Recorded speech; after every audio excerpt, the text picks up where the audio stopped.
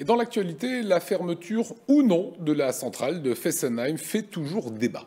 Et François Hollande s'est exprimé ce matin dans une interview au Parisien Magazine. Le président de la République le confirme, Fessenheim ne fermera pas en 2016. L'arrêt de la centrale alsacienne dépend de la mise en service du réacteur de Flamanville retardé à 2018. Un renoncement qui provoque la colère des antinucléaires. On écoute le porte-parole de l'association Stop Fessenheim. C'est l'exaspération, bien sûr, c'est la colère surtout. Et ce qui prime, c'est la sécurité des citoyens. Or, en l'occurrence, François Hollande repousse un engagement qu'il avait pris devant le peuple français.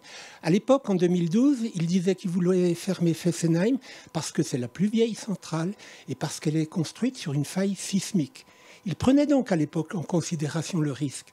Et tous les événements récents ne changent rien à cela. Dans la nouvelle loi, il est dit qu'une puissance équivalente doit être fermée avant que qu'un nouveau réacteur, en l'occurrence Flamanville, ne puisse démarrer.